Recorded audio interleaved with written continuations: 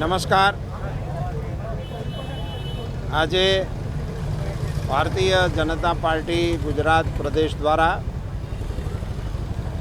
મહાનગરોની અંદર ઉમેદવારો જનસેવા સંકલ્પના કાર્યક્રમો કરશે એવી એક કાર્યક્રમની રૂપરેખા આપવામાં આવેલ હતી. એના ભાગરૂપે ભારતીય જનતા પાર્ટી જામનગર મહાનગર દ્વારા જનસેવા એ જ પ્રભુ સેવા એવા સંકલ્પ લેવડાવવા માટેનો તમામ ઉમેદવારો માટેનો કાર્યક્રમ અહીંયા જાહેરની અંદર યોજવામાં આવ્યો હતો. એમાં ભાગ લેવા માટે હું પણ અહીંયા આવ્યો હતો.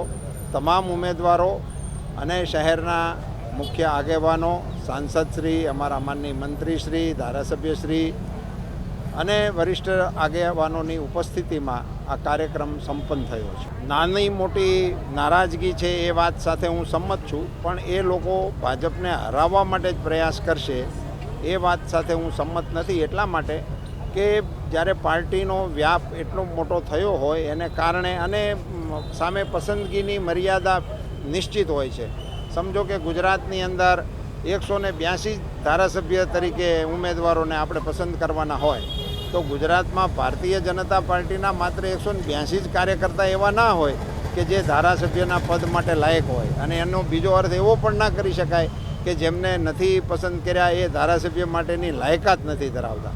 પણ એ કોન્સ્ટિટ્યુશનલ મર્યાદા છે, એના મર્યાદામાં જ આપણે પસંદ કરવું પડે. એટલે દર પસંદગી વખતે આ એક સ્વાભાવિક ભારતીય જનતા પાર્ટી હોય કે કોઈ પણ પાર્ટી હોય એની અંદર આવા મુદ્દા ઉપસ્થિત થતા હોય છે. પણ ત્યાર પછી ભારતીય જનતા પાર્ટીનો એક એવો ટ્રેન્ડ રહ્યો છે કે કાર્યકર્તા આખરે ભારત માતા કી જયના નારા સાથે મેદાનમાં આવતો હોય છે. એવો અત્યાર સુધીનો અમારો અનુભવ છે અને એ જ અનુભવ આગામી ચૂંટણીમાં પણ પ્રસ્થાપિત થશે. હું નથી માનતો કે એને અપમાન સાથે કે સમાજના અપમાન સાથે જોવું જોઈએ. વ્યક્તિગત કાર્યકર્તાઓનો પોતાનો મત અને અભિપ્રાય હોય છે, પણ એને પાર્ટીએ હવે ગુજરાતની ભારતીય જનતા પાર્ટી આ પ્રકારના આઘાતોને એબ્ઝોર્બ કરવા માટેની ક્ષમતા કેળવી લીધી છે. એટલે એનું એટલું બધું ડિટેલ વિશ્લેષણ કરવાથી કંઈ બીજો એનો કોઈ અર્થ નથી. પાર્ટી હંમેશા અમારી પાર્ટીનો એક આ પરંપરા રહી છે કે એ દર વખતે ઉમેદવારોને પસંદ કરે છે અને એ પ્રક્રિયા સુચારુ ઢબે આખા રાજ્યમાં સારી રીતે સંપન્ન થઈ ગઈ છે. સાંજ સમાચાર ફેસબુક પેજને લાઇક કરો, વિડીયો શેર કરો અને વધુ વિગતવાર સમાચાર માટે sanssamachar.net વિઝિટ કરો.